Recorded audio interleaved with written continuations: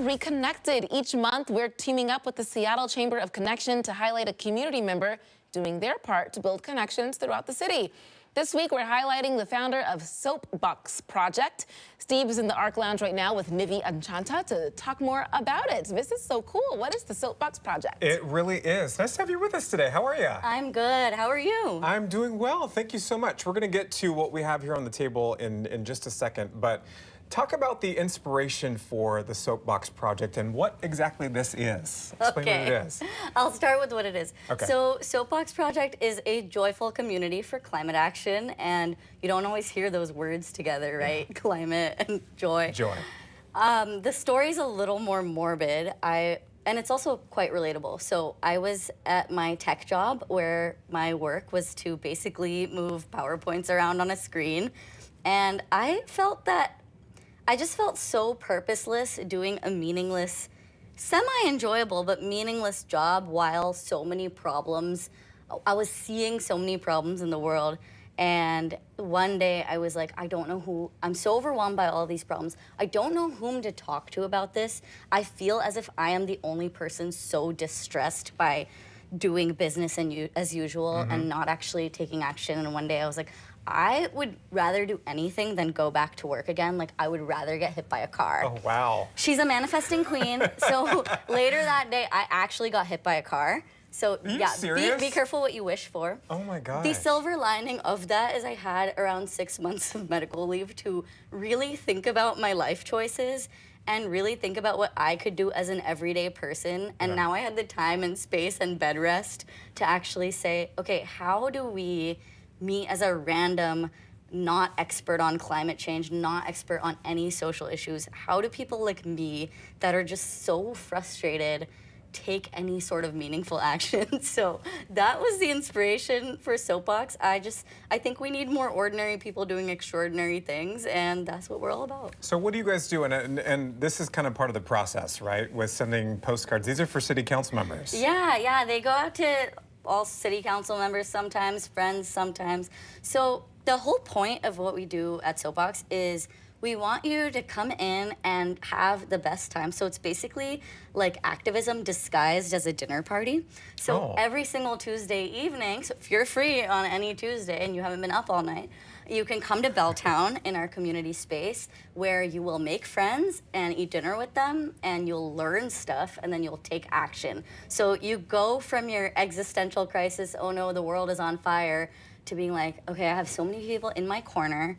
I know exactly what to do because I'm being educated on these issues, and I'm actually doing something before I leave. And so that's an example of what we do at Soapbox, is writing postcards to local officials or people involved with city planning, or sometimes our friends that we just want them to be more educated on things we care about. And probably the people that come and check you guys out for the first time are amazed that so many other people are feeling the same way about a particular issue and don't really know what to do about it. Exactly. Right? Exactly. And that's how you can lead to some action. So what has your experience been like building connection in Seattle? Are you from this area originally? I moved from San Francisco in 2020. Okay. So that was a very interesting During the pandemic? Yes. Okay. Yes. And what was your experience like during that time? You know, a lot of people say this concept of the Seattle freeze. I know you've talked about it on ARC before. Yeah. I'm so sorry to everyone that's listening, but I have not experienced it. Good. So I know that's such a hot take in the Seattle freeze times, but my experience building, not to say I don't get lonely and have similar frustrations, but I think, so I live in Fremont, and I live in walking distance to all my friends, to everything other than a cheap grocery store. And so building community in Seattle, I think we have this contrast, right, of this trope of the Seattle freeze. And so I think it was easy-ish, not easy, simple, I should say, to have a community space and say, hey, if you're feeling the Seattle freeze, and if you're feeling anxious about climate change, and if you're experiencing the heat waves that have been going on and the wildfire smoke, come here. So I think the contrast of other people experiencing the Seattle freeze and me having zero expectations made it quite simple. And I got really lucky to meet a lot of amazing community builders.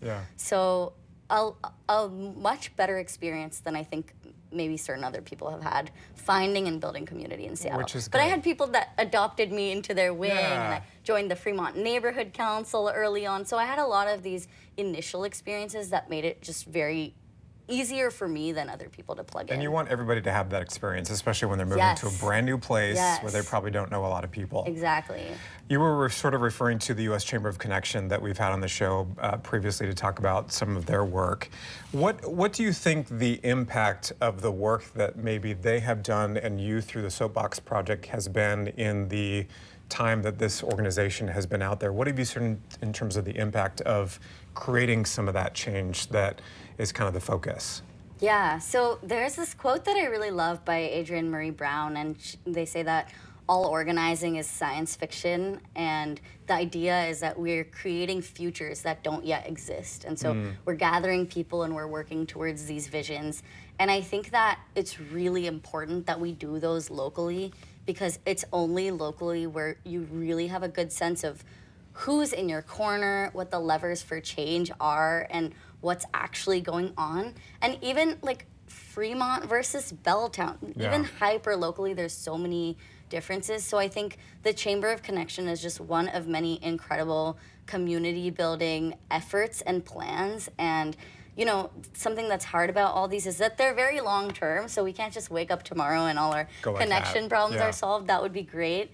But I think that we just need, my friend says this thing, like, we need more people that are willing to do the dishes, right? Everyone wants to have the idea for the party or come to the party. And my friend Colleen is always the one that will stay and do the annoying things that no one else wants to do. And I think you find that locally when there's much less glamour, there's much less ego, and we're usually in local efforts, we're really here because we want to make our communities better. That's the overall goal. Yeah, exactly. Sometimes you got to roll up the sleeves and do the dishes, you right? Gotta. And listen, I hate doing the dishes. I do too. I hate it, but it has to be done. Yes, and Tyra, you can always do it with a fabulous jacket like she's wearing today, too. Exactly. It is so cute. But I love the whole group's mission to reconnect Seattle. It's just awesome. Thanks for the work good for her doing. for taking that initiative, too. So kudos to her.